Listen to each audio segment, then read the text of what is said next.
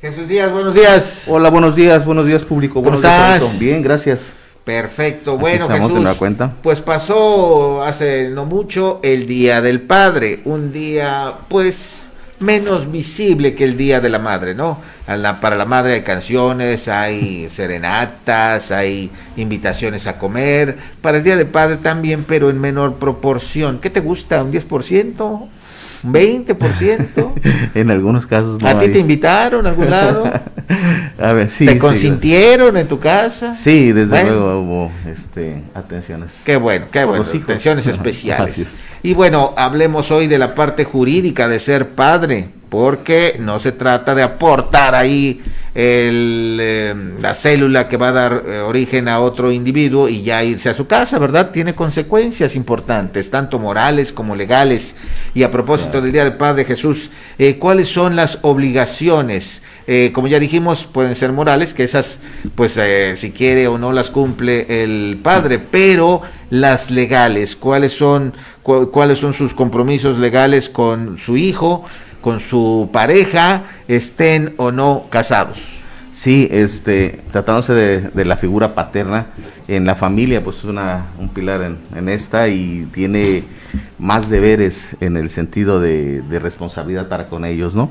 De alguna forma, su presencia, su función implica obligaciones que la ley regula y entre ellos está pues otorgar un ambiente familiar propicio para el desarrollo de la familia, de los hijos, en tanto en su psicología, amor, respeto.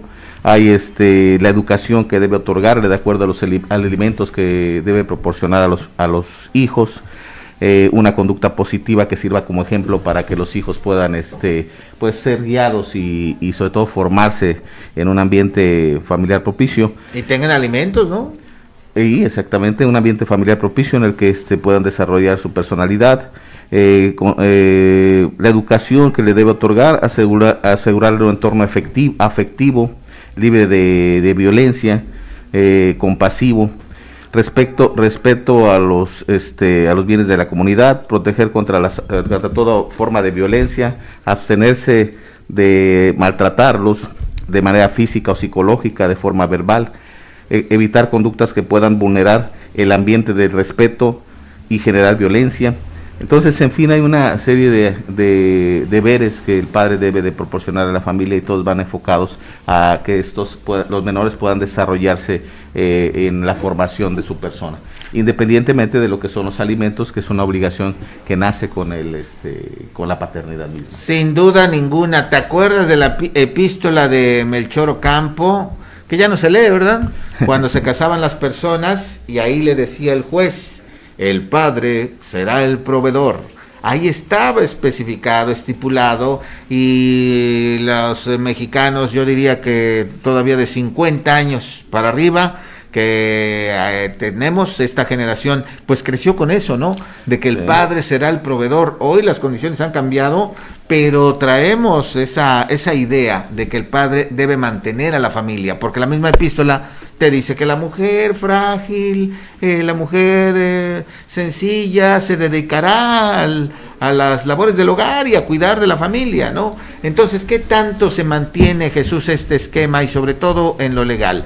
¿Qué has visto, qué has sabido de denuncias en contra de padres, qué pleitos por los hijos, pues que el padre no cumple sus obligaciones, etcétera? Dentro de los deberes que el padre tiene para con su familia, pues implica la educación y que va implícita en los alimentos. Otra de ellas, pues es los propios alimentos que incluyen el vestido, calzado, educación y todos los demás, pero en eso se concentra muchas de las obligaciones que varios padres realizan para con sus hijos, ¿no? El incumplimiento que nos lleva a tener que ser demandados y a tener que usar los tribunales para poder resolver esa circunstancia. En la actualidad ha habido muchas reformas tratándose de las cuestiones alimenticias y, por decirte algo, los hijos que tienen el derecho de percibir los alimentos, cuando estos no se han proporcionado, pueden acudir a un tribunal a demandar el cumplimiento, pero incluso ya de manera retroactiva. Anteriormente no se daba esa circunstancia. ¿De manera retroactiva? De manera retroactiva. Anteriormente no se daba esa circunstancia, no había autorizado aún por la ley sino al momento que demandabas, ¿no? Inclusive existía el principio de que si no habías demandado los alimentos anteriormente, era porque no los habías necesitado. Y eso impedía que las personas que pudieran no haber sido beneficiadas con la cuestión alimenticia, pues ya no se pudiera hacer nada. En las reformas que ha habido a la ley, inclusive en los estudios amplios que se han dado sobre esa materia, actualmente se autoriza el pago de alimentos retroactivos, inclusive aún ya siendo mayores de edad, las personas que han pues rebasado los límites de la edad en la que quedan en los que están protegidos por las cuestiones alimentarias, pueden demandar retroactivamente los alimentos. Entonces, tanto hay obligaciones que los padres deben cumplir por ley y deberes que de alguna forma es la base de la formación y desarrollo de la familia y de los hijos, también existe la otra parte en la que se le debe hacer cumplir. Esas obligaciones, sobre todo alimentarias, pues llevan como límite el proporcionarlos hasta la mayoría de edad, son los 18 años, y en caso de rebasar esa mayoría de edad y continúen estudiando, pues existe el deber del padre de seguir sosteniendo a sus hijos hasta los 25 años, si se estuvieran desarrollando. Hasta los 25 años. Hasta los 25 es años, un dato importante, ¿no? Porque aquí nos preguntábamos, y bueno, ¿y hasta cuándo debe el padre mantener esta obligación? Bueno, ya escuchó, hasta que termine su carrera universitaria, que es hasta los 25 que uno la puede obtener, ¿verdad? Sí, existe esa condición, mientras esté estudiando y a efecto de que reciba el apoyo para conseguir una actividad que le permita desarrollarse profesional o técnicamente, pero ¿con la misma cantidad de los 18 hasta los 25? No, esto deviene mucho de las posibilidades del padre o del obligado, en este caso pueden ser ambos, padre y madre, y de acuerdo a sus posibilidades y las necesidades de los hijos.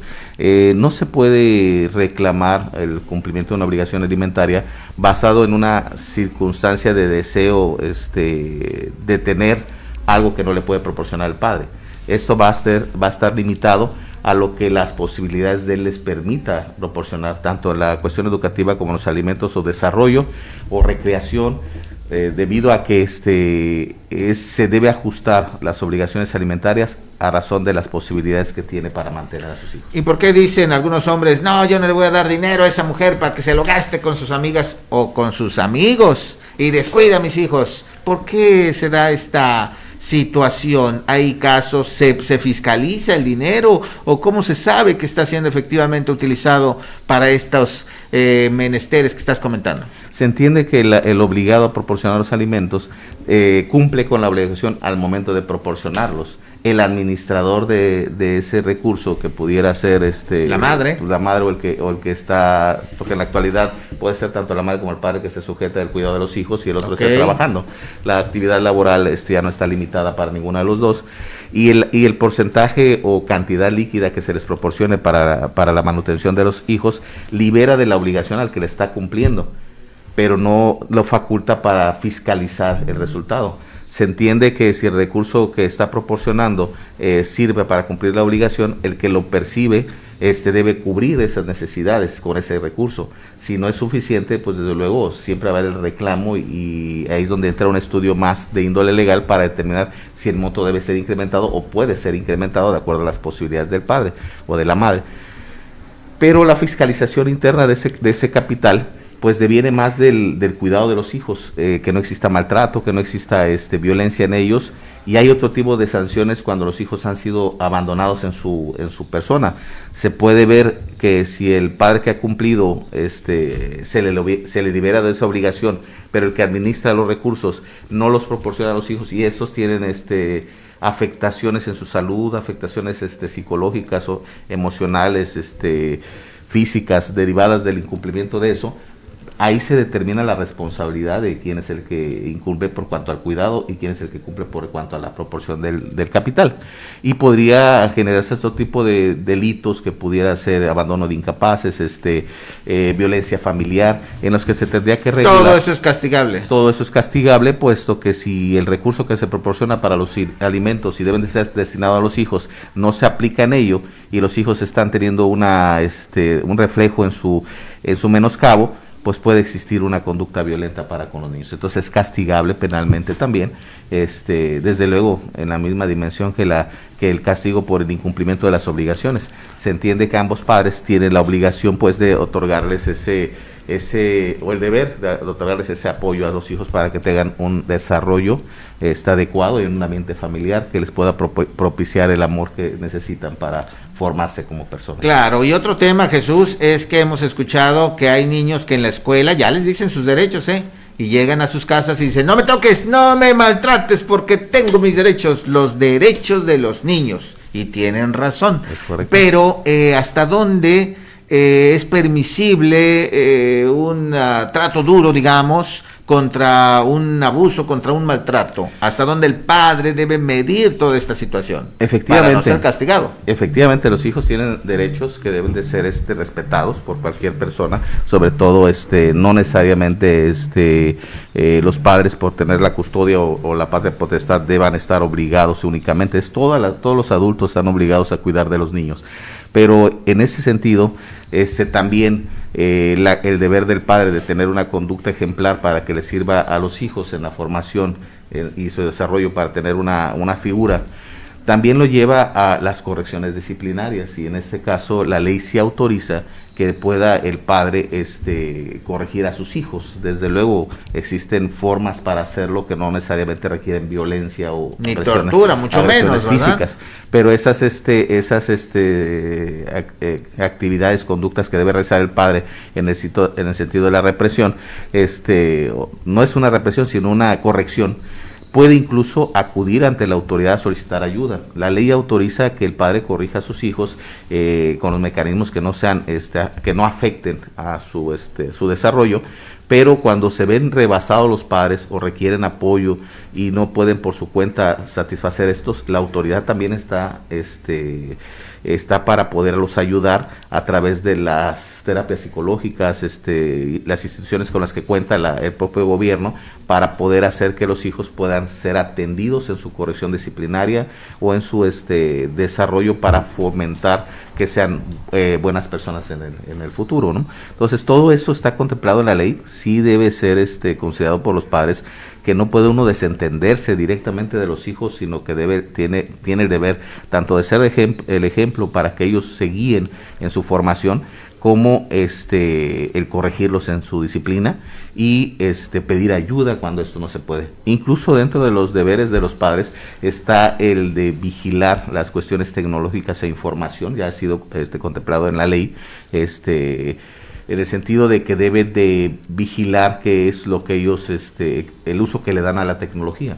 Actualmente se tiene mucho acceso a medios de comunicación tecnológicos o informativos que vierten información que daña el desarrollo de los niños, y eso también es parte de los deberes de los padres, de vigilar qué es lo que ellos hacen con la tecnología. Correcto, dos preguntas más. Jesús, el tiempo se nos acaba, breve respuesta.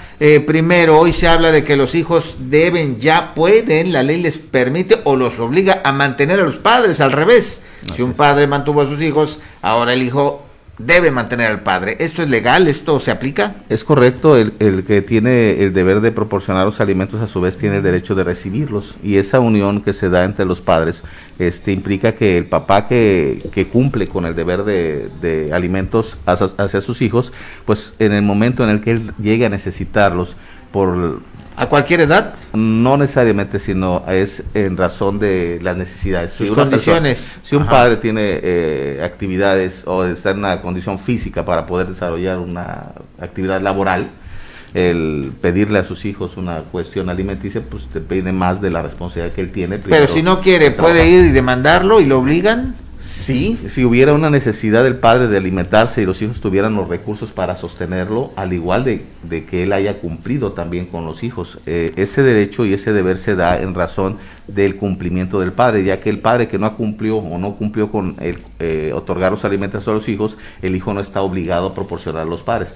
Pero, por lo contrario, si sí cumplió y los hijos han logrado desarrollar y realizar alguna actividad económica o tener los recursos para sostener incluso y apoyar a sus padres, pueden hacerlo o deben hacerlo, igual que ellos.